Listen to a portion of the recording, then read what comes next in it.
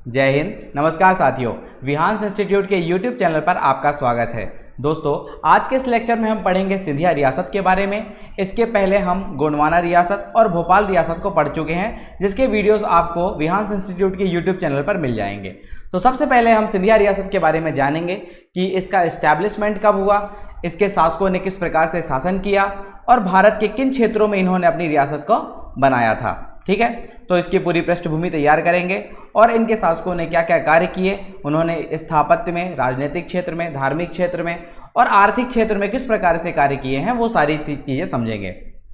ठीक है, तो सबसे पहले आपको पता होगा कि सिंधिया रियासत को यहाँ पर स्थापना किसने की है। तो सिंधिया रियासत की स्थापना की थी राणोजी सिंधे नामक व्यक्ति ने। ठीक है, तो वो कहाँ से थे, तो वो कन्हेर खेड़ा के पाटिल परिवार से थे। तो यहाँ पर अगर आपसे ये पूछा जाए कि सिंधिया रियासत की स्थापना किसने की थी, तो 1731 में राणोजी सिंधे नाम के व्यक्ति ने इसकी स्थापना की थी।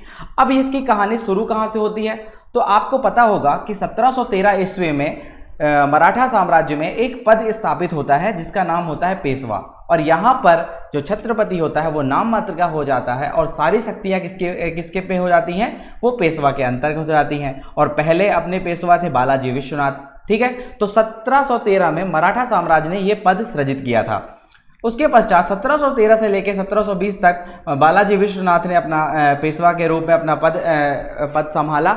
और उसके बाद आते हैं कौन, 1720 से 1740 तक शासन करने वाले बाजीराव प्रथम।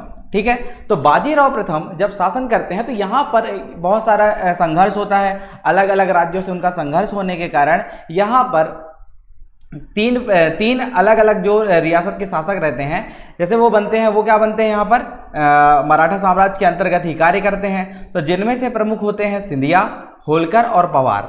ठीक है, तो यहाँ पर अमझेरा का युद्ध होता है, भोपाल का युद्ध होता है, तो यहाँ पर वो देखते हैं कि राणोजी सिंधे ने किस प्रकार से अपना युद्ध में योगदान दिया और योगदान देने के पश्चात उन्होंने एक अच्छा कर्तव्य निभाया मराठा साम्राज्य के लिए। तो जैसे ही बाजीराव प्रथम जब पेशवा बनते हैं, तो पेशवा बनने के पश्चात वो राणोजी को पागा का अधिकारी नियुक्त कर देते हैं। ठीक है, यहाँ पे पुणे सरकार की बात चल रही है, मतलब अभी पुणे का शासन चल रहा है जहाँ पे मराठा साम्राज्य क्या है, स्थापित है।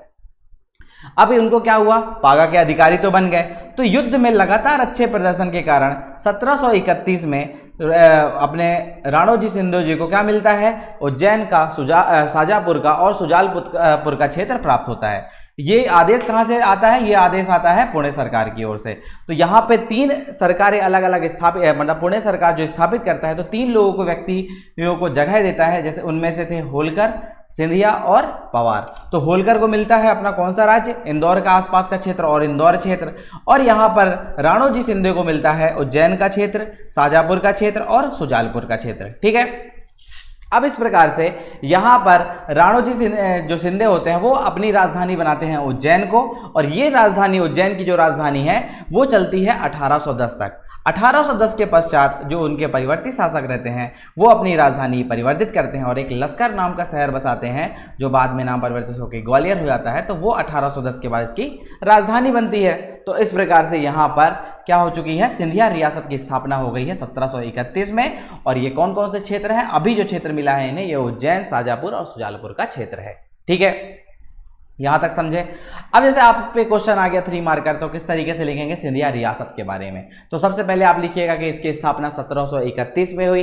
इसके संस्थापक थे राणोजी सिंधिया और राजधानी पहले क्या थी, उज्जैन थी, बाद में लश्कर स्थानांतरित कर दी गई थी।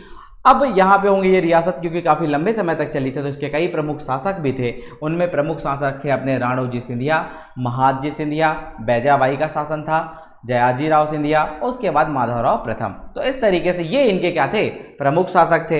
अब इस प्रमुख शासक के सारे शासकों के बारे में हम देखेंगे कि कौन कौन से शासक ने शासन किया, उन्होंने सिंधिया रियासत को आगे बढ़ाया और क्या क्या उनके प्रमुख कार्य थे। ठीक है, तो सबसे पहले यहाँ पे संस्थापक से हम स्टार्ट करते हैं, जिसमें सबसे प्रथम शासक थे वो थे राणोजी सिंधिया। ठीक है, राणोजी सिंधिया का जन्म हुआ था 1700 ईस्वी में, कहाँ पर, सतारा पे, और सतारा में यहाँ पे उनका जन्म हुआ। फिर उन्होंने क्या किया, मराठा साम्राज्य के अंतर्गत रहकर कार्य किया, उनके सेना प्रमुख बने। सेना प्रमुख बनने के पश्चात 1731 में इन्होंने क्या किया, सिंधिया रियासत की स्थापना की। अब सिंधिया रियासत की स्थापना करने के पश्चात इनका जो मुख्य कार्य था वो था मराठा साम्राज्य की उत्तरी सीमा का विस्तार करना या विस्तार करने में उनकी सहायता करना, क्योंकि मराठा साम्राज्य क्या था, इस टाइम पे पीक पे चल रहा था। पूरे भारतवर्ष में ये लग रहा था कि अब मुगल्स का शासन खत्म हो गया, किसका शासन होगा, मुगल्स का शासन खत्म हो गया, अब मराठा साम्राज्य पूरे भारतवर्ष में शासन करेगी। ठीक है, उसके बाद कुछ चीजें हुई जिसकी वजह से मराठा साम्राज्य शासन नहीं कर पाया, लेकिन यहां पर क्या था, यहां पर पूरे भारतवर्ष में मराठा साम्राज्य का लगातार वर्चस्व क्या था, बढ़ रहा था। ठीक है, इस प्रकार से अगर राणोजी सिंधिया की बात करें तो यहाँ पे उन्होंने क्या किया, उत्तरी सीमा का विस्तार किया। उत्तरी सीमा के विस्तार करने के पश्चात उन्होंने कई ऐसे कार्य भी किए, जैसे उन्होंने महाकालेश्वर मंदिर उज्जैन में जीर्णोद्धार का कार्य करवाया। ठीक है, तो अगर आपको 3 मार्कर में क्वेश्चन आए, 3 मार्कर में अगर आपको लिखने को आए तो आप ये सारे पॉइंट्स आराम से लिख सकते हैं और 3 मार्कर में अच्छे से अच्छे मार्क्स पाए जा सकते हैं। ठीक है, उसके बाद राणोजी सिंधिया के पश्चात यहां पर शासक बनते हैं कौन, जयप्पा राजे सिंधिया। ठीक है, तो जयप्पा राजे सिंधिया बनते हैं 1745 ईस्वी से लेकर 1755 ईस्वी तक। इन्होंने 10 वर्ष तक शासन किया। 10 वर्ष तक शासन करने के पश्चात ये क्या थे, ग्वालियर रियासत के क्या थे, प्रथम शासक थे। तो ग्वालियर रियासत के प्रथम शासक की बात की जाए तो वो कौन थे, जयप्पा राजे सिंधिया। मराठा साम्राज्य के जनरल के रूप में भी ये इन्होंने क्या किया, कार्य किया, क्योंकि जब मराठा साम्राज्य था, मराठा साम्राज्य में पेशवा तो थे ही प्रमुख, क्योंकि वो पूरे मराठा साम्राज्य के प्रमुख थे, और अलग अलग रियासतों में, अलग अलग जगहों में उन्होंने क्या किया, जनरल के रूप में नियुक्त कर दिया। तो यहाँ पर मराठा साम्राज्य के जनरल के रूप में कौन कार्य करता था, जयप्पा राजे सिंधिया। ठीक है, 10 वर्ष तक इन्होंने शासन किया। इसके पुत्र का नाम था जनकोजी राव सिंधिया। ठीक है, तो यहाँ पे जयप्पा राजे सिंधिया को शासन करने का उतना ज़्यादा समय नहीं मिला, जिसकी वजह से उन्होंने क्या किया, उतने कार्य नहीं कर पाए। ठीक है, इसके पश्चात अगर हम बात करें तो यहाँ पर शासक बनते हैं कौन, जयप्पा राजे सिंधिया के पुत्र जनकोजी राव सिंधिया। ठीक है, यहाँ पे जनकोजी राव सिंधिया शासन करते हैं 1755 से लेके 1761 ईस्वी तक। ये क्या करते हैं, शासन करते हैं। और यहाँ पे 1761 ईस्वी में आपको पता होगा कि 14 जनवरी 1761 को क्या होता है, यहाँ पे पानीपत का युद्ध होता है, जहाँ पे संपूर्ण मराठा साम्राज्य क्या करते हैं, युद्ध करते हैं, किसके विरुद्ध, अहमद शाह अब्दाली के विरुद्ध। और यहाँ पे क्या होता है कि 1761 ईस्वी में पानीपत के युद्ध में जो सिंधिया की टुकड़ी होती है उसका नेतृत्व कौन करते हैं, वो करते हैं जनकोजी राव सिंधिया। ठीक है, जनकोजी राव सिंधिया को क्या होते हैं, यहाँ पर युद्ध होता है, युद्ध में भयानक तरीके से मराठा साम्राज्य की हार होती है, और इसी हार में क्या होता है, जनकोजी राव सिंधिया की हत्या कर दी जाती है अहमद शाह अब्दाली के द्वारा। ठीक है, जनकोजी राव सिंधिया की मृत्यु के पश्चात यहाँ पर क्या होता है, मतलब मराठा साम्राज्य को वापस से स्थापित करने में जो महत्वपूर्ण योगदान रहता है वो होता है महादजी सिंधिया का। और महादजी सिंधिया का जो शासनकाल शुरुआत होती है वो होती है 1768 से लेकर 1795 ईस्वी तक। ठीक है, अब यहाँ पे क्या होता है, 1761 ईस्वी में जब मराठा साम्राज्य की लगातार मराठा साम्राज्य का पतन हो जाता है, या मराठा साम्राज्य लगातार तरीके से हार जाता है अहमद शाह अब्दाली से, तो यहाँ पर जब पुनरुत्थान की बात आती है, क्योंकि इन्हें क्या लग जाते हैं, 7 वर्ष का समय लगता है, और 7 वर्ष का समय क्या लगता है, मराठा साम्राज्य के पुनरुत्थान के लिए। तो महादजी सिंधिया उसमें से एक प्रमुख व्यक्ति थे जिन्होंने क्या किया था, मराठा साम्राज्य के पुनरुत्थान में अपना योगदान दिया था। और मराठा साम्राज्य के पुनरुत्थान की बात की तो उसमें से 3 प्रमुख स्तंभ थे, जिनमें से महादजी सिंधिया भी एक व्यक्ति थे। इनमें से 3 स्तंभ की बात की जाए तो उसमें थे माधवराव प्रथम, नाना फडणवीस और महादजी सिंधिया। ठीक है, तो ये 3 व्यक्ति थे जो मराठा साम्राज्य के पुनरुत्थान में अपना महत्वपूर्ण योगदान दिया था। उसके बाद इन्हें महादजी सिंधिया को सिंधिया वंश का वास्तविक संस्थापक भी कहा जाता है। क्यों? क्योंकि इन्होंने पुनर्स्थापना की सिंधिया रियासत की। अगर यहाँ पे जैसे 1761 का ईस्वी का समय था, यहाँ पे अगर रियासत जैसे मराठा साम्राज्य का पतन हो गया, क्योंकि 1818 में हम देखते हैं कि पूरे तरीके से मराठा साम्राज्य समाप्त हो जाता है, लेकिन सिंधिया रियासत जो चलती है वो काफ़ी आगे तक, क्योंकि भारत के आज़ाद होने तक चलती है। तो यहाँ पर अगर वास्तविक संस्थापक की बात की जाए तो वास्तविक संस्थापक कौन था? वास्तविक संस्थापक थे महादजी सिंधिया। ठीक है, अब इनके प्रमुख कार्य देखे थे कि इन्होंने किए क्या क्या हैं। तो तो कार्य में देखेंगे 1765 ईस्वी में इन्होंने गोहद में एक क्या था, किला था, गोहद का किला नहीं, मतलब गोहद के राजा लोकेंद्र सिंह से ग्वालियर का किला क्या किया था, जीत लिया था। ठीक है, तो यहाँ पे गोहद के राजा कौन थे, लोकेंद्र सिंह थे, और उनसे क्या किया था, 1765 में ग्वालियर का किला जीत लिया। उसके बाद ग्वालियर में जो किला का शासन था वो सिंधियाओं के अंतर्गत ही रहा। ठीक है, अब यहाँ पे मुगल बादशाह से मराठा पेशवा के लिए उन्होंने 2 पद सृजित किए। तो मराठा पेशवा के लिए क्या किया, वकील उल मुल्कत, ठीक है, वकील उल मुल्कत का जो पद था ये मराठा पेशवा के लिए किया गया, और स्वयं के लिए मतलब सिंधियाओं के लिए नायब वकील का पद सम्मान स्वरूप प्राप्त किया। किससे प्राप्त किया था, तो यह मुगल बादशाह से प्राप्त किया था। ठीक है, इन्हीं के समय काल में ही आंग्ल मराठा युद्ध हुआ। आंग्ल मराठा युद्ध प्रथम युद्ध हुआ था 1775 से लेकर 1782 के बीच, जहां पर जो इसका एंड हुआ था 1782 में हुई थी सालबाई की संधि। तो ये किसके शासनकाल में हुआ था, यह महादजी सिंधिया के शासनकाल में ही हुआ था। उसके बाद इन्होंने क्या किया, इनका जो महत्वपूर्ण काम था वो था इन्होंने मॉडर्नाइजेशन ऑफ आर्मी, मतलब सेना का आधुनिकीकरण किया था। फ्रांसीसी सेना अधिकारी द्वारा इन्होंने क्या मिला, इन्हें प्रशिक्षण दिलवाया जाता था। मतलब महादजी सिंधिया ने अपने अधिकारियों को, अपने सेना को प्रशिक्षण किससे दिलवाया, तो वो दिलवाया था फ्रांसीसी सैन्य अधिकारियों के द्वारा। ठीक है, तो इन्हें प्रशिक्षण प्राप्त होता था, जिससे क्या है, एक स्ट्रांग आर्मी खड़ी हो सके। उसके बाद इनका एक महत्वपूर्ण काम यह था कि इन्होंने सोमनाथ मंदिर में जो अपने दरवाजे हो गए थे, चले गए थे, उससे दरवाजों को वापस लाकर महाकालेश्वर मंदिर में भी वापस से लगवाए थे। ठीक है, तो इस तरीके से यहाँ पर इनका क्या होता है, यहाँ पे इनके प्रमुख कार्य हो जाते हैं। तो 5 मार्कर में अगर महादजी सिंधिया के बारे में लिखने को आए तो आप इसे क्या है, आसानी से लिख सकते हैं। ठीक है, उसके बाद हम देखते हैं यहाँ पर दौलत राव सिंधिया के बारे में। यहाँ पर दौलत राव सिंधिया अपनी एंट्री करते हैं और वो मतलब शासन के रूप में अपना पद संभालते हैं। तो यहाँ पर दौलत राव सिंधिया का शासनकाल जो था वो था 1794 से लेके 1827 ईस्वी तक। ठीक है, यहाँ पे जो महादजी सिंधिया का शासन था वो था 1794 तक। समझ गए दोस्तों। यहाँ पे आते हैं दौलत राव सिंधिया। दौलत राव सिंधिया 1794 ईस्वी से लेकर 1827 ईस्वी तक शासन करते हैं। 15 वर्ष की आयु में ही ये क्या करते हैं, सत्ता संभाल लेते हैं। इनके शासनकाल में ही क्या होता है, उज्जैन से राजधानी स्थानांतरित की जाती है। कहाँ पर, लश्कर ग्वालियर पर, मतलब ग्वालियर अब राजधानी बना दी गई है। और आपको पता ही होगा कि 1794 से लेकर 1827 के बीच पे 2 महत्वपूर्ण संधियां होती हैं, जिनमें से एक प्रमुख थी 1802 में जो हुई थी बाशीन की संधि, और दूसरी हुई थी 1818 में सुरजी अर्जन गांव की संधि। तो ठीक है, तो ये 2 संधियां किसके शासनकाल में हुई थी, दौलत राव सिंधिया के शासनकाल में। ठीक है, अब हम इनके प्रमुख कार्य देख लेंगे। तो इनके प्रमुख कार्य में क्या था कि द्वितीय और तृतीय आंग्ल मराठा युद्ध में इनकी क्या थी, महत्वपूर्ण भूमिका थी। अब द्वितीय और तृतीय आंग्ल मराठा युद्ध में ही बासीन की संधि और सुरजी अर्जन गांव की संधि ही होती है। ठीक है, एक महत्वाकांक्षी शासक थे। क्यों महत्वाकांक्षी शासक थे, क्योंकि ये मराठा साम्राज्य को ही अपने अंतर्गत रखना चाहते थे। जो दौलत राव सिंधिया थे वो चाहते थे, क्योंकि मराठाओं की शक्ति क्या हो गई थी, अब कम हो गई थी। ठीक है, मराठाओं की शक्ति यहां पर कम हो गई थी, और शक्ति कम होने के कारण क्या हुआ था, ये चाह रहे थे कि पूरा का पूरा मराठा साम्राज्य इनके अंतर्गत कार्य करने लगे। ठीक है, तो इस प्रकार से क्या थे, ये एक महत्वाकांक्षी शासक भी थे। उसके पश्चात इन्होंने क्या किया कि पेशवा के साथ मिलकर यशवंतराव होलकर पे क्या किया, युद्ध कर दिया, जिसमें ये क्या हुए थे, पराजित हुए थे। मतलब यहाँ पे दौलत राव सिंधिया ने मराठा के साथ मिलकर किसके विरुद्ध युद्ध छेड़ दिया, तो यशवंतराव होलकर के विरुद्ध युद्ध छेड़ा, और यहाँ पर क्या हुआ, ये सेना पराजित हो गई, क्योंकि यशवंतराव होलकर एक बहुत ही महान शासक और कुशल प्रशासक थे। ठीक है, तो यहाँ पे क्या होते हैं, वो उससे पराजित होते हैं। फिर 1802 में मासीन की संधि में इनकी भूमिका रहती है। 1811 में इन्होंने क्या किया, चंदेरी पर कब्जा कर लिया। 1820 ईस्वी में क्या होता है, सुरजी अर्जन गांव की संधि होती है। और 1810 में क्या होता है, ये लश्कर नगर की स्थापना करते हैं। अगर बात की जाए कि ग्वालियर शहर या लश्कर शहर की स्थापना किसने की, तो वो की थी दौलत राव सिंधिया के द्वारा। ठीक है, ग्वालियर में इन्होंने फूलबाग का भी निर्माण कराया, और पद्माकर जैसे महान कवि को इन्होंने क्या किया, राजकवि का दर्जा किया। तो इन्होंने क्या किया, अपने सभा में ऐसे महान व्यक्तियों और विद्वानों को भी क्या किया, विभूषित किया, उनके पद से विभूषित किया। तो इस तरीके से यहाँ पर दौलत राव सिंधिया की ये प्रमुख कार्य थे, जो उनके शासनकाल में क्या हुए थे, और उनके द्वारा अपना प्रशासन को चलाया गया था।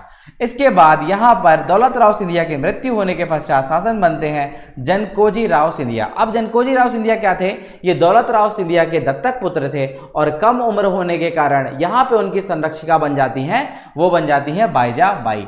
ठीक है। तो बाईजाबाई क्या हो जाती हैं, जनकोजी राव सिंधिया की संरक्षिका हो जाती हैं। अब बाईजाबाई तो क्या है, संरक्षिका है, तो अंग्रेजी सरकार का शासन चल ही रहा है, तो अंग्रेजी शासन ने यहाँ पर रेसिडेंट के रूप में बाईजाबाई को क्या किया, उनको सत्ता संभालने का अवसर दिया। और यहाँ पे क्या हुआ, यहाँ पर एजेंसी कालीन शासन चालू हो गया। और एजेंसी कालीन शासन में यहाँ पे संरक्षिका कौन थी, तो यहाँ पे संरक्षिका थी बाईजाबाई। ठीक है।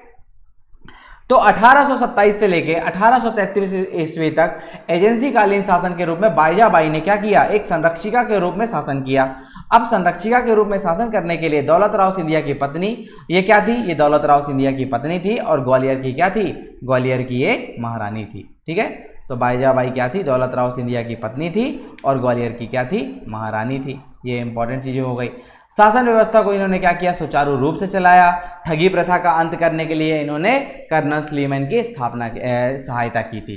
तो यहाँ पे ठगी प्रथा को जैसे आपने पढ़ा होगा कि ठगी प्रथा का अंत किसने किया, तो कर्नल स्लीमैन ने किया था। और उसकी सहायता किसने की थी, तो बाईजाबाई के द्वारा उनकी सहायता की गई थी। उसके पश्चात 1833 में क्या होता है कि 1833 में जब जो जिनकी संरक्षिका थी वो क्या हो जाते हैं, बड़े हो जाते हैं। और यहाँ पे इनका क्या है, एजेंसी कालीन शासन समाप्त किया जाता है क्योंकि वो 18 वर्ष की उम्र पा लेते हैं। तो यहाँ पर जयाजी राव सिंधिया बड़े होने के कारण बाईजाबाई को क्या होता है, संरक्षिका के रूप में हटा दिया जाता है। उसके बाद वो क्या हो जाती है, मतलब ग्वालियर के बाहर भेज दिया जाता है। और 1862 ईस्वी में क्या होता है, इनकी मृत्यु हो जाती है। ठीक है। उसके बाद इनके द्वारा कुछ महत्वपूर्ण कार्य कराए गए क्योंकि इन्होंने अपना प्रशासन क्या था, सुचारू रूप से चलाया था। तो यहाँ पर विश्वनाथ मंदिर में ज्ञानवापी मंडप का निर्माण करवाया था। दूसरी चीज, इन्होंने वाराणसी में सिंधिया घाट का निर्माण कराया। उज्जैन में इन्होंने क्या किया, गोपाल मंदिर का भी निर्माण कराया। और ग्वालियर में जो बैजाताल का निर्माण कराया। बैजाताल किस लिए फेमस है, तो बैजाताल में जो सिंधिया रियासत के लोग हैं या सिंधिया रियासत का क्या था, वहां पे आराम गृह बनवाया गया था जो तालाब के मध्य बनवाया गया था। ठीक है। तो इसलिए बैजाताल क्या है, एक स्थापत्य का अच्छा उदाहरण है जो सिंधिया रियासत के शासकों के द्वारा बनवाया गया था या बाईजाबाई के द्वारा बनवाया गया था। ठीक है, समझ में आ गया इनके कार्य। तो आप बाईजाबाई के बारे में आराम से लिख सकते हैं 5 मार्कर में। उसके बाद आता है जयाजी राव सिंधिया। अभी ये क्या थे, ये संरक्षिका के रूप में किसके अंतर्गत कार्य कर रहे थे, ये यहाँ पर बाईजाबाई का शासन चल रहा था और ये उनकी संरक्षिका कौन थी, बाईजाबाई थी। अब ये 18 वर्ष पूर्ण कर लिए हैं। तो 18 वर्ष पूर्ण करने के पश्चात जयाजी राव सिंधिया अपने को क्या है, सत्ता संभालने का मौका मिलता है। और 1843 से लेकर 1846 तक ये क्या करते हैं, ये शासन करते हैं। तो 26 दिसंबर 1843 को अंग्रेज व सिंधिया के मध्य युद्ध होता है और सिंधिया क्या होते हैं, पराजित होते हैं। तो पराजित होने के पश्चात जो इनका प्रशासन था वो काउंसिल ऑफ रेसिडेंसी को सौंप दिया जाता है। ठीक है। तो यहाँ पे अभी प्रशासन किसके हाथों में चला गया, काउंसिल ऑफ रेसिडेंसी के द्वारा। क्यों, क्योंकि यहाँ पर अंग्रेज और सिंधिया के मध्य जो युद्ध हुआ था उसमें कौन था, सिंधिया पराजित हो गए थे। इनके द्वारा ही क्या किया गया, भू बंदोबस्त चलाया गया। आगरा से लेकर ग्वालियर तक और राजपूताना से लेकर मालवा तक की रेल लाइन हेतु इन्होंने क्या किया था, धनराशि दी थी, क्योंकि यहाँ पे क्या हुआ, रेल लाइन बिछाई जा सके। अब जयाजी राव सिंधिया के शासनकाल में एक महत्वपूर्ण काम हुआ, इन्होंने संगीत को संरक्षण दिया। और संगीत को संरक्षण देने के पश्चात यहाँ पर उन्होंने क्या किया, महत्वपूर्ण ग्वालियर घराने की क्या स्थापना की, जो आज तक चला आ रहा है। ठीक है। तो ग्वालियर घराना की स्थापना शास्त्रीय संगीत के लिए किसने किया था, जयाजी राव सिंधिया ने अपने शासनकाल में। इसके पश्चात हम देखेंगे कि यहाँ पर स्थापत्य की बात करें तो स्थापत्य में जय विलास पैलेस, जय विलास महल का निर्माण करवाया। अब जय विलास महल कहाँ है, ग्वालियर में स्थित है। वर्तमान में अभी ये सिंधिया राज परिवार का क्या है, वर्तमान निवास स्थल है। यहाँ पर ही सिंधिया राज परिवार अभी निवास कर रहा है। तो जय विलास पैलेस का निर्माण जयाजी राव सिंधिया ने करवाया। उसके पश्चात इन्होंने मोती महल का निर्माण कराया, राजमहल तालाब का निर्माण कराया और कंपू कोठी का भी निर्माण कराया। तो इस तरीके से इन्होंने क्या किया था, स्थापत्य के रूप में अपना महत्वपूर्ण योगदान दिया और कार्य किए। ठीक है। उसके बाद जयाजी राव सिंधिया की मृत्यु के पश्चात यहाँ पे शासन करने आते हैं कौन, माधवराव सिंधिया। माधवराव सिंधिया प्रथम, इनका शासनकाल था 1886 से लेकर 1925 ईस्वी तक। ठीक है। इनका राज्याभिषेक होता है 1886 तक, 1886 में, क्योंकि ये क्या थे, इसके पहले अल्पवयस्क रहते हैं और उनको शासन नहीं मिल पाता है। तो अल्पवयस्क होने के कारण यहाँ पे राज्याभिषेक 1886 तो हो जाता है, लेकिन इनको वास्तविक नियंत्रण, क्योंकि 18 वर्ष के जो होते हैं वो 1894 में होते हैं, तो यहाँ पे जो इनका वास्तविक नियंत्रण जो मिलता है इनको, वो मिलता है 1894 ईस्वी में। ठीक है, यहाँ पर इन्होंने बहुत ही महत्वपूर्ण काम किए, क्योंकि सिंधिया रियासत के सबसे महत्वपूर्ण शासक के रूप में इन्हें माना जाता है। अब इन्होंने कई अलग अलग क्षेत्रों में अपने काम किए। तो सबसे पहले इनके हम कार्य देखेंगे। तो प्रशासक के रूप में इन्होंने बहुत महत्वपूर्ण काम किए सिंधिया रियासत के लिए। तो सबसे पहले इन्होंने प्रशासक के रूप में केंद्रीय प्रशासन में इन्होंने क्या किया, 9 विभागों की स्थापना की। और 9 विभागों की जब स्थापना की तो इस विभागों को, इन पूरे विभागों को क्या बोला जाता था, गवर्नमेंट ऑफ ग्वालियर का नाम दिया गया, जिसके अंतर्गत क्या थे, ये 9 विभाग स्थापित किए गए थे। इन्हीं के शासनकाल में ही क्या हुआ, पुरातत्व विभाग की स्थापना की गई। पुरातत्व विभाग की स्थापना के साथ साथ इन्होंने लोक निर्माण विभाग की भी स्थापना की, क्योंकि इन्होंने क्या किया, सड़क, नाली जो भी थे, उन्होंने बिल्डिंग्स क्या किया, इन सब का लोक निर्माण विभाग के अंतर्गत ही कार्य करवाया और अपने साम्राज्य का क्या किया, उत्थान किया। दूसरी चीज इन्होंने क्या किया, पुरातत्व विभाग की भी स्थापना की, जिसके तहत क्या है, इनके जो भी स्थापत्य की चीजें थी उन्हें क्या किया जाए, उन्हें अच्छे से संरक्षण प्रदान किया जा सके। तो इन्होंने पुरातत्व विभाग का भी निर्माण कराया। फिर प्रशासन को पारदर्शी बनाने के लिए यहाँ पे उन्होंने मजलिस-ए-आम और मजलिस-ए-कानून की संस्था का निर्माण भी कराया, जिससे क्या हो सके, जो उनका शासनकाल का एडमिनिस्ट्रेशन है वो सुचारू रूप से चल सके और पूरे की पूरी ट्रांसपेरेंसी के साथ यहाँ पर क्या हो जाए, काम हो जाए। ठीक है, तो यहाँ पर मजलिस-ए-आम और मजलिस-ए-कानून नाम की संस्था का भी स्थापना करवाया। तो ये इनके क्या हो गए, प्रशासक के रूप में कार्य हो गए। शिक्षा के क्षेत्र में अगर हम देखें तो शिक्षा के क्षेत्र में 1903 में इन्होंने क्या किया, विक्टोरिया कॉलेज की स्थापना की और उसके पश्चात यहाँ पे क्या किया, उन्होंने सरदार कॉलेज का भी निर्माण कराया। तो सरदार कॉलेज का निर्माण इन्होंने कब करवाया था, 1897 ईस्वी में। 1897 ईस्वी में सरदार कॉलेज बनाया और 1903 में क्या किया, विक्टोरिया कॉलेज की स्थापना कर दी। तो इस तरीके से इन्होंने अपना शिक्षा के क्षेत्र में भी अपना योगदान दिया। उसके बाद अगर सिंचाई व्यवस्था की बात की जाए तो क्या कंट्रीब्यूशन था इनका, तो इन्होंने सबसे पहले क्या किया, एक पृथक सिंचाई विभाग की स्थापना की और प्रत्येक जिले में क्या किया, सबसे महत्वपूर्ण काम, सिंचाई अधिकारी की नियुक्ति की जाए, क्योंकि जब तक कोई अधिकारी की नियुक्ति नहीं होगी तब तक वो कार्य सुचारू रूप से चलेगा नहीं। तो सिंचाई विभाग बनाने के साथ साथ इन्होंने क्या किया, प्रत्येक जिले में एक सिंचाई अधिकारी की नियुक्ति कर दी गई। उसके बाद हरसी और तिघरा बांधों का क्या किया, इन्होंने स्थापना किया, उसका निर्माण कराया, जिससे क्या हो सके, यहाँ पर सुचारू रूप से इरिगेशन के लिए या सिंचाई के लिए हमें क्या हो सके, जल की प्राप्ति हो सके। तो इन्होंने सिंचाई में भी अपना योगदान दिया।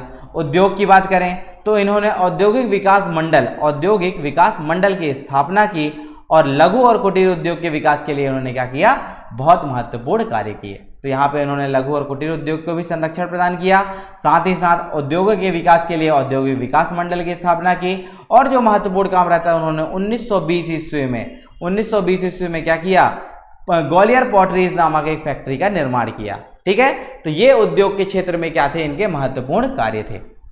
ठीक है दोस्तों, उसके बाद देखेंगे हम जिवाजी राव सिंधिया के बारे में। तो 1925 से लेके 1961 तक इन्होंने शासन किया। 1947 में इसका विलय हो चुका था, फिर भी क्या हुआ था, 1961 तक इन्होंने अपना क्या किया, शासन किया, क्योंकि इसके पश्चात इन्हें क्या किया गया था, ग्वालियर रियासत के उस क्षेत्र का राज्य प्रमुख बना दिया गया था। ठीक है, जो वो क्षेत्र बन गया था। तो इसके पश्चात क्या करते हैं, यहाँ पर 1925 से लेकर 1961 तक यहाँ इन्होंने शासन किया और प्रशासन का संचालन महारानी चिनकू राजे की अध्यक्षता में काउंसिल ऑफ रेसिडेंस के द्वारा किया जाता था। क्यों, क्योंकि जिवाजी राव सिंधिया जो थे वो अभी क्या थे, वो अल्पवयस्क थे और इनका विवाह महत्वपूर्ण जो महिला थी जिनका बाद में बहुत ज़्यादा नाम हुआ, उन किसके साथ हुआ था, तो वो हुआ था विजया राजे सिंधिया के साथ। तो विजया राजे सिंधिया के साथ इनका विवाह हुआ, जिन्हें लेखा देवेश्वरी के नाम से भी जाना जाता है, क्योंकि वो बहुत फेमस लेडी थी, है ना। अब यहाँ पे हम देखेंगे कि किस प्रकार से जिवाजी राव ने अपने शासन के विस्तार के लिए या शासन को सुचारू रूप से चलाने के लिए क्या क्या कार्य किए हैं, वो हम यहाँ पे समझते हैं। तो सबसे पहले इन्होंने क्या किया, द्विसदन विधानमंडल की स्थापना की। यहाँ पे क्या किया, अपने साम्राज्य में या अपने रियासत में इन्होंने द्विसदन विधानमंडल की क्या की थी, स्थापना की थी। दूसरी चीज इन्होंने क्या किया कि इन्होंने पंचवर्षीय प्रगति योजना की भी शुरुआत की थी। तो पंचवर्षीय प्रगति योजना की शुरुआत यहाँ पर किसके द्वारा की गई थी, यहाँ पर अपने जिवाजी राव सिंधिया के द्वारा की गई थी। ठीक है, तो और इन्होंने क्या किया, शिक्षा का आधुनिकीकरण भी किया। इन्होंने नए तरीके से शिक्षा को एस्टैब्लिश किया और वहाँ पे अपने शिक्षा के उत्थान के लिए प्रमुख कार्य किए। फिर इनके द्वारा ही कई शिक्षण संस्थान की स्थापना की गई थी, जैसे गजरा राजे मेडिकल कॉलेज जो 1946 में स्थापित किया गया था, तो उसका निर्माण करवाया। तो गजरा राजे मेडिकल कॉलेज कब बना था? 1946 में। ये पहला मेडिकल कॉलेज भी है मध्य प्रदेश का। फिर इनके द्वारा ही क्या किया गया? माधव इंजीनियरिंग कॉलेज की स्थापना की थी। सिंधिया स्कूल का इन्होंने क्या किया था? आधुनिकीकरण करवाया था। तो इस प्रकार से इन्होंने क्या किया? अपना शिक्षण के क्षेत्र में महत्वपूर्ण योगदान दिया था। इसके पश्चात क्या होता है? जब भारत देश आज़ाद होता है 15 अगस्त 1947 को, तो 23 जनवरी 1948 को यहाँ पर ये रियासत भारत संघ में मिला ली जाती है, इसका विलय हो जाता है। उसके पश्चात जीवाजीराव सिंधिया को उस क्षेत्र का, जिस क्षेत्र में भारत सरकार ने उसका विलय किया है, वहाँ पर उन्होंने क्या किया? उन्हें राज्य प्रमुख के रूप में स्थापित किया गया या नियुक्ति कर दी गई। तो इस तरीके से यहाँ पर सिंधिया रियासत के विभिन्न शासकों के द्वारा शासन किया गया और शासन के पश्चात यहाँ पर उन्होंने इस तरीके से अपने साम्राज्य का विस्तार भी किया और साथ ही साथ अपने शासन को सुचारू रूप से चलाने के लिए एक कुशल प्रशासक के रूप में सभी शासकों ने कार्य किया। ठीक है, अब हम देखेंगे कि सिंधिया रियासत में किस प्रकार उनका प्रशासनिक परिदृश्य था, आर्थिक परिदृश्य था, सांस्कृतिक परिदृश्य था, सामाजिक परिदृश्य था, वो सारी चीजें हम यहाँ पे समझेंगे। ठीक है, तो अगर प्रशासनिक परिदृश्य की बात की जाए तो राणोजी शिंदे ने उज्जैन से मराठा शासन का क्या किया था? सहयोग दिया था। तो मराठा शासन को क्या किया? सबसे पहले इन्होंने सहयोग दिया मराठा साम्राज्य के विस्तार में। राणोजी शिंदे ने उज्जैन से अपनी क्या की? सहायता प्रदान की थी। उसके पश्चात प्रशासनिक व्यवस्था को सुचारू रूप से चलाने के लिए इन्होंने दीवान, मजूमदार, फडणवीस, कमाविजदार ऐसे प्रमुख अधिकारियों की क्या की थी? नियुक्ति की थी। और ये सारी नियुक्ति कहाँ से की जाती थी? पुणे दरबार से की जाती थी। ठीक है, तो इस तरीके से यहाँ पर इन्होंने क्या किया? अपने अधिकारियों की नियुक्ति भी की गई। सेना को यूरोपीय शैली में संगठित करके व्यवस्था की गई। यहाँ पर जो सेना थी उसको किस शैली से बनाया गया? तो उसको यूरोपीय शैली से संगठित करने की व्यवस्था की गई। और ये कार्य प्रारंभ किसने करवाया था? ये कार्य प्रारंभ कराया था महादजी सिंधिया के द्वारा। ठीक है, तो महादजी सिंधिया के द्वारा ये महत्वपूर्ण कार्य कराया गया। फिर यहाँ पर दौलत राव सिंधिया ने ही क्या किया था? अपनी राजधानी का परिवर्तन किया था या राजधानी स्थानांतरित की थी। इन्होंने ही अपनी राजधानी उज्जैन से ग्वालियर स्थापित की थी। तो किसके शासनकाल में ग्वालियर स्थापित हुई थी?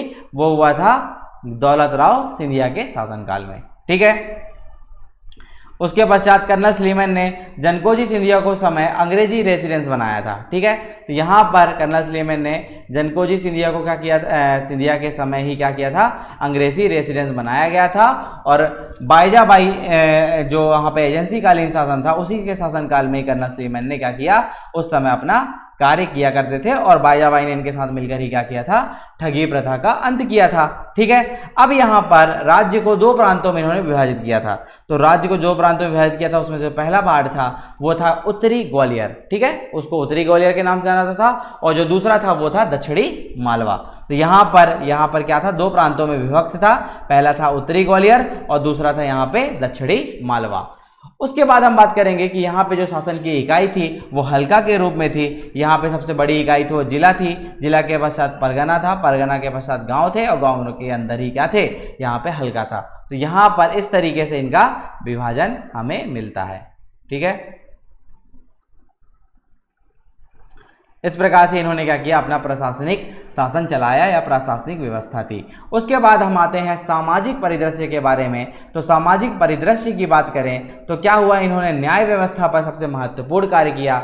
ग्रामीण स्तर पर इन्होंने पंचायत व्यवस्था क्या किया? स्थापित की, जिससे क्या करती थी? वो न्याय का कार्य करती थी। यहाँ पर अलग अलग विभाग बनाए गए थे। मुस्लिम्स की अगर कोई भी अगर यहाँ पे प्रकरण आएगा तो मुस्लिम के लिए यहाँ पे न्याय कौन करते थे? तो वो काजी किया करते थे। और हिंदू के लिए हिंदू नामक कोई संस्था यहाँ पे न्याय करती थी। ठीक है, उसके बाद यहाँ पे इन्होंने क्या किया? सबसे पहले ठगी प्रथा का अंत किया। आपको बताया जा चुका है कि यहाँ पे ठगी प्रथा का अंत कर्नल सलीमन द्वारा बाईजाबाई के सहायता से किया गया था। तो यहाँ पे ठगी प्रथा का भी अंत किया गया।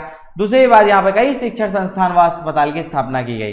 तो समाज के उत्थान के लिए और लोक कल्याणकारी कार्य के लिए कई जगह यहाँ पे शिक्षण संस्थान, यहाँ पे शिक्षा का बहुत महत्वपूर्ण योगदान दिया गया। यहाँ पे शिक्षा को प्रोत्साहित किया गया, लोगों को शिक्षा के लिए प्रोत्साहित किया गया और साथ ही साथ लोगों के स्वास्थ्य को ध्यान में रखते हुए यहाँ पर उन्होंने अस्पताल की भी क्या किया? स्थापना की थी। ठीक है, उसके बाद महिला शिक्षा हेतु कई जगह देखा गया कि वहाँ पे महिला को सही तरीके से शिक्षा ना मिलने के कारण इन्होंने महिला शिक्षा के विकास के लिए क्या किया?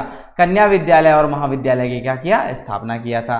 तो यहाँ पर सिंधिया रियासत के द्वारा कन्या विद्यालय और कन्या महाविद्यालय की क्या की गई? स्थापना की गई थी। तो इस तरीके से उन्होंने क्या किया, यहाँ पर अपना सामाजिक क्षेत्र में अपना योगदान दिया। उसके बाद अगर हम आर्थिक परिदृश्य की बात करें तो आर्थिक परिदृश्य में आप देखेंगे कि राणोजी सिंधिया के द्वारा सरंजाम शाही प्रदान किया गया, जिसके अंतर्गत सरंजाम से कुल 65,50,000 रुपए की आय प्राप्त होती थी। ये कर प्राप्त करने की एक वो था जहां पे राणोजी सिंधिया को ये प्राप्त हुआ करता था, जिससे उनका सुचारू रूप से शासन चलाया जा सके। कर वसूली के लिए उन्होंने इजारेदारी व्यवस्था का भी क्या किया था, प्रचलन किया था। यहाँ पे इजारेदारी व्यवस्था क्या थी, स्थापित की गई थी, जिससे राजस्व की क्या हो सके, प्राप्ति हो सके या कर वसूली सुनियोजित तरीके से की जा सके। समझ में आया। वित्त वसूली हेतु क्या करते थे, यहाँ पे अमीन मजूमदार अधिकारी भी नियुक्त किए जाते थे। यहाँ पर वित्त वसूली के लिए कौन अधिकारी होते थे, तो यहाँ पे अमीन थे, मजूमदार थे, इस तरीके के अधिकारी क्या किए जाते थे, नियुक्त किए जाते थे।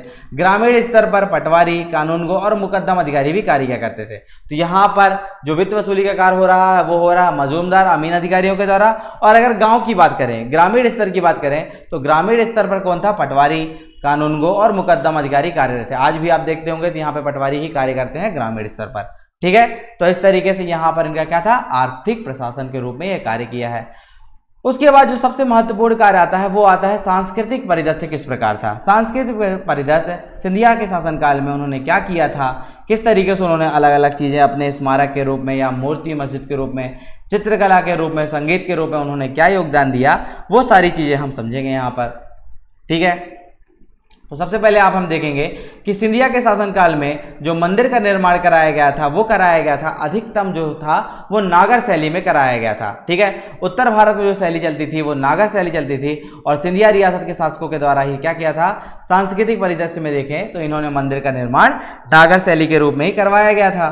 अब बात आती है कि हर एक रियासत के व्यक्ति अपने एक स्मारक के रूप में या छतरियों के रूप में स्थापित करते हैं, जिससे क्या था, उनकी रियासत को क्या मिल सके, आगे जाके रिकॉग्निशन मिल सके या लोग जान सके कि यहाँ पे ऐसी कोई रियासत स्थापित हुई थी। तो यहाँ पे छतरियाँ जिन्हें स्मारक भी कहा जाता है, तो ये स्थापित की गई, इन्हें मेमोरियल बोला जाता है इंग्लिश में। तो यहाँ पे अलग अलग छतरियों का निर्माण कराया गया जो अलग अलग क्षेत्र में थे। तो राणोजी सिंधे की जो मेमोरियल है या जो यहाँ पर छतरी है वो सुजालपुर में है। दौलत राव सिंधिया की छतरी बाग में ग्वालियर में है। गजरा राजे सिंधिया की कहाँ है, ग्वालियर में है। सांख राजे सिंधिया की छतरी कहाँ है, वो भी ग्वालियर में है। माधवराव सिंधिया की जो छतरी है वो शिवपुरी जिले में है और जीवाजी राव सिंधिया की जो छतरी है वो कहाँ पर है, वो ग्वालियर क्षेत्र में स्थापित है, ठीक है, समझे यहाँ तक। उसके बाद अगर मूर्तियों की बात करें तो मूर्तियों पर मराठा शैली स्पष्ट रूप से दिखाई देता है। यहाँ पे जो मूर्तियाँ बनी हैं, मूर्तियों में कौन सी शैली है, मराठा शैली है। और उसी शैली के अंतर्गत उनके वस्त्र हो गए, आभूषण हो गए, ये सब की प्रेरणा कहाँ से मिलती है, मराठा शैली से ही मिलती है। तो यहाँ पे सिंधिया रियासत ने जो भी मूर्तियों का निर्माण कराया उन्होंने किसको फॉलो किया, उन्होंने फॉलो किया मराठा शैली को, ठीक है। तो यहाँ पे वस्त्र हो गए, आभूषण हो गए, सब मराठा शैली से ही बनाए गए थे। इनकी मूर्तियों में हमें स्पष्ट रूप से इनका प्रभाव दिखाई देता है। उसके बाद हम चित्रकला की बात करें कि महादजी सिंधिया के काल में चित्रकला विशेष रूप से उल्लेखनीय था। मतलब यहाँ पे उन्होंने चित्रकला को प्रोत्साहन दिया और जो सबसे पीक टाइम था चित्रकला का वो महादजी सिंधिया के शासनकाल में ही स्थापित किया गया था। इन्होंने उज्जैन में महाराजवाड़ा के भित्ति चित्र भी निर्माण करवाए। साथ ही साथ महाकाल के परिसर में अवलोकितेश्वर के नाम का जो चित्र बनाया गया है वो सिंधिया रियासत के शासकों के द्वारा ही निर्माण कराया गया है या उन्हें बनवाया गया है। तो इस तरीके से इन्होंने क्या किया, चित्रकला को भी अपना प्रोत्साहन दिया और चित्रकला पे ही इन्होंने अपना कार्य भी किए। फिर संगीत की बात करते हैं तो संगीत में जो सबसे महत्वपूर्ण काम था इनके द्वारा वो था संगीत के क्षेत्र में ग्वालियर घराना का स्थापना करना। तो ग्वालियर घराने की स्थापना रियासत सिंधिया रियासत के द्वारा स्थापित की गई है और यहाँ पे ग्वालियर घराना आज तक भी संगीत के क्षेत्र में उन्हें क्या माना जाता है, बहुत ही महत्वपूर्ण माना जाता है, ठीक है। महादजी सिंधिया एक कवि भी व्यक्ति भी थे। उन्होंने अपने क्या किया था, महादजी सिंधिया के द्वारा उन्होंने कीर्तन की भी स्थापना की थी। तो इनके द्वारा कई जगह कीर्तन भी किए जाते थे। साथ ही साथ इनके कवि होने के कारण इन्हें क्या था, इन सब चीज़ों पे विशेष रुचि भी थी, ठीक है। अगर संगीत की बात करें या ग्वालियर घराना के अंतर्गत जो महत्वपूर्ण व्यक्ति थे वो थे हुसैन खान, शंकर पंडित, विष्णु दिगंबर। ग्वालियर घराना से क्या थे, ये सब संबंधित व्यक्ति थे। इन्होंने क्या किया, संगीत को अपने एक नई ऊंचाइयों पर ले गए, ठीक है, समझ में आया। अब बात करते हैं स्थापत्य के रूप में। तो स्थापत्य के रूप में मुख्य रूप से यहाँ पर अगर प्राचीन स्थापत्य की बात करें तो प्राचीन स्थापत्य में गोरखी पैलेस फेमस था, और अगर आधुनिक स्थापत्य की बात करें तो आधुनिक स्थापत्य में जयविलास पैलेस, कमला राज पैलेस भवन, कमला राजा महाविद्यालय, विक्टोरिया महाविद्यालय। तो इस तरीके से यहाँ पर उन्होंने क्या किया, स्थापत्य की स्थापना की थी। फिर उसके पश्चात यहाँ पे उज्जैन में गोपाल मंदिर और ग्वालियर का राम मंदिर जो है ग्वालियर रियासत के स्थापत्य के महत्वपूर्ण उदाहरण यहाँ पर स्थापित होते हैं। तो इस तरीके से इन्होंने क्या किया, यहाँ पर स्थापत्य को भी प्रोत्साहन दिया और अपने शासनकाल में यहाँ पर क्या हुआ, स्थापत्य रूपी कई कार्य करवाए। ठीक है, अब धार्मिक परिदृश्य की बात करते हैं। तो धार्मिक परिदृश्य में आप देखेंगे कि सबसे पहले इन्होंने क्या किया, जो इनकी कुल देवता थे वो मराठों के अनुरूप ही थे। मतलब यहाँ पे मराठों से ही इनका शासन प्रारंभ होता है, और मराठाओं के जो कुल देवता थे वो मल्हारी मार्तंड थे। तो मल्हारी मार्तंड किनकी रियासत के, सिंधिया रियासत के भी क्या थे, कुल देवता थे। तो यहाँ पे इनके कुल देवता कौन थे, मल्हारी मार्तंड। ठीक है, पहली इंपॉर्टेंट चीज। उसके बाद इन्होंने प्रशासनिक विभागों में देव स्थान और धर्मदाय जो कि क्या थे, धार्मिक रूप से धर्म के क्षेत्र में कार्य करने वाले विभागों का भी स्थापना की गई थी।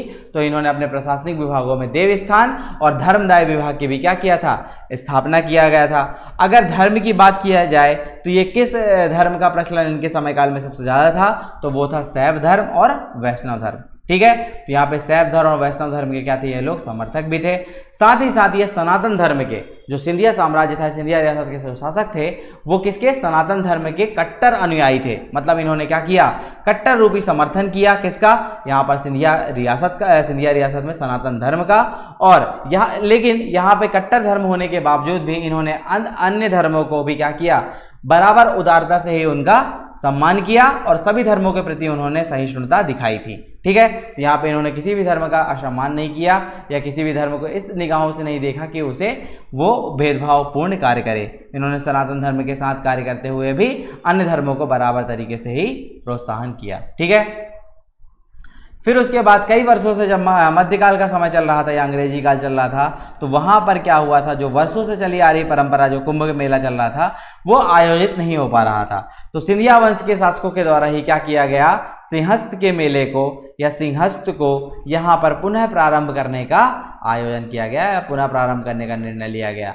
तो ये यहाँ पर कुंभ मेला या सिंहस्थ मेला को पुनः आयोजित करने का जो कार्य किया गया था वो सिंधिया रियासत के शासकों के द्वारा ही किया गया था। ठीक है, समझ में आ गया।